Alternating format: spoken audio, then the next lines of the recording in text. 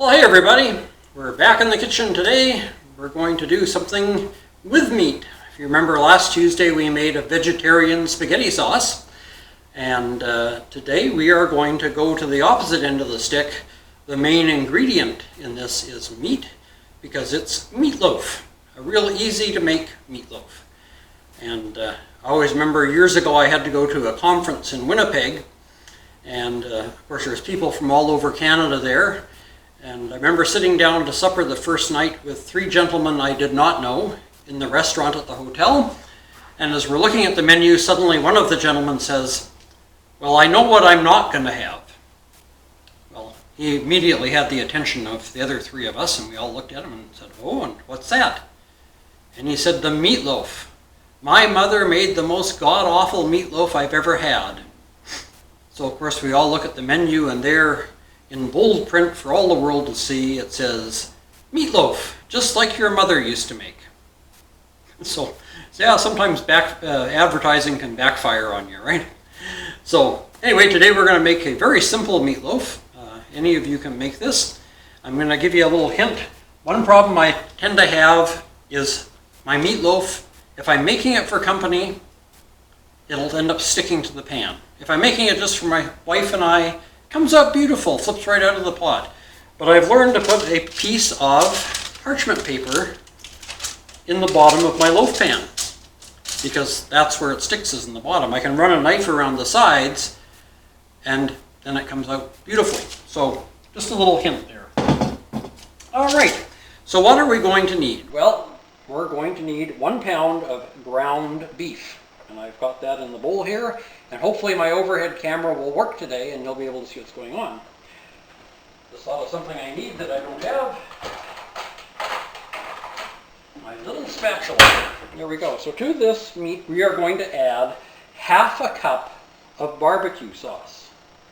Now if you don't like barbecue sauce, you could use just ketchup, but I like barbecue sauce. Now here's where you can change up the flavor of your meatloaf a bit. Depends on the kind of barbecue sauce you use. Whether you like real hot, spicy barbecue sauce, whether you like hickory smoked barbecue sauce or apple smoked barbecue, there's lots of different barbecue sauces out there, so you can change up the flavor dramatically just by switching your barbecue sauce. Then we're going to add a ¼ cup of mustard, just plain old yellow mustard. I won't tell you what brand to use. There's different brands out there. We all have our favorites, so just use your favorite yellow mustard. Now again, here's another place you can change up the flavor. You could use a fancy mustard. You could use a Dijon or something like that if you wanted to. But for this one, because I'm trying to use things that most people have in their kitchen, we're just going to use a plain old yellow mustard.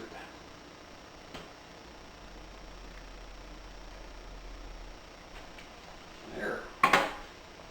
Now this ingredient I had to change when I moved from Tennessee back up to Canada, because the ingredient that I like to use I can't get here in Canada.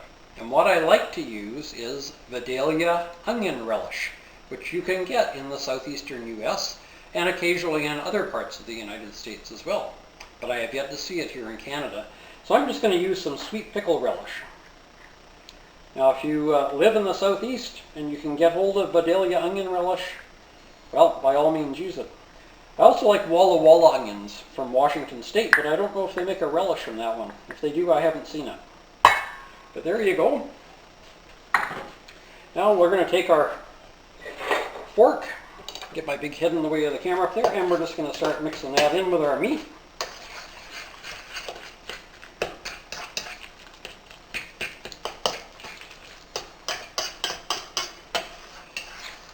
Now something else you can add if you like is you can add garlic if you want. You could add minced garlic. You could add chopped onions if you like. Lots of things you can add to meatloaf. It's kind of a kitchen sink dish, but we want to keep this meatloaf fairly simple. So we've got the barbecue sauce, we've got the mustard, and we've got the relish mixed in there, and she's looking mighty good. Now we're going to add 2 eggs. Here's a 1.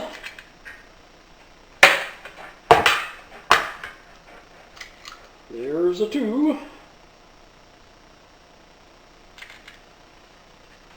And before I mix those in, I'm going to add some pepper. Well, probably about a quarter teaspoon or so.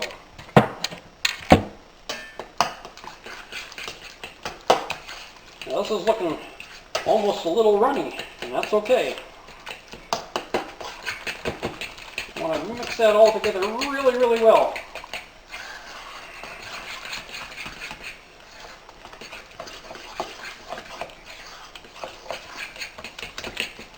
And then we're going to add, this is 3/4 cup of breadcrumbs. Now you can make your own breadcrumbs.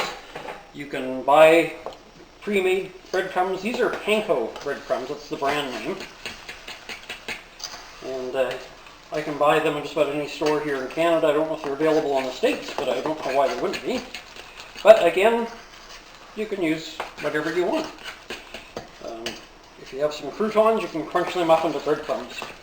If you don't have any breadcrumbs or anything to make breadcrumbs up, you crunch up some soda crackers, use cornflakes, anything you can crunch up. Put them in a Ziploc bag and just smack at them until they all crumble into bits. But there we have our meatloaf ready to go in the pan. So now we just need our pan, and we will put that in. If you're hearing a funny noise, it's I have a bread machine going behind me here, making some bread. Sometimes I'll make my own bread, but unfortunately the recipe I have makes 6 loaves, and that's more bread than Glennis and I will eat in a week, so I most often just use the bread machine to make my bread and make 1 loaf at a time. So there we go, put your meatloaf in the pan. This is a small meatloaf, it's just for Glennis and I. And, if you have a big family, well, you can just double the recipe. But she's ready to go in the oven. And we've preheated our oven to 350 degrees, so I will put it in and we will cook it for 45 minutes. So, don't go away, we'll be back in 45 minutes to see how our meatloaf turned out. Well, our time is up and our meatloaf is cooked. And some of you are probably going, he didn't sing. The singing chef didn't sing. Well, the reason for that is I could not, for the life of me, think of a song that had anything to do with meatloaves. Now, if I remember rightly, and I could be wrong on this, it seems to me that years ago, or maybe there still is, a band called Meat Loaf, but I don't remember any of their songs. So, sorry about that. I'll have to sing 2 songs next time to make up for it. Well, let's get our meatloaf out and have a look at it, shall we?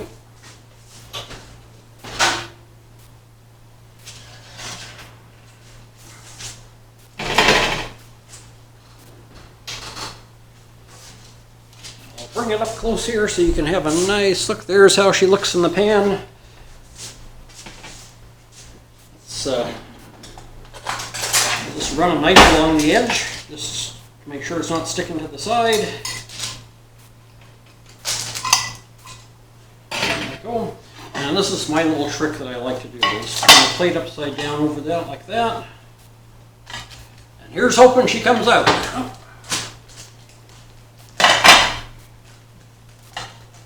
Voila, just like that. So there we have a meatloaf ready to serve to your family. If you want to garnish it, you could put some cheddar cheese over the top, some grated cheddar cheese, and a sprig of parsley or something. But there we go, ready to eat. A lovely meatloaf, easy to make, and very tasty. So I hope you've enjoyed today's recipe, and will join me on Friday for our shout-outs, our story time, and our Groaner of the Week. Until then, take care, stay safe, and God bless.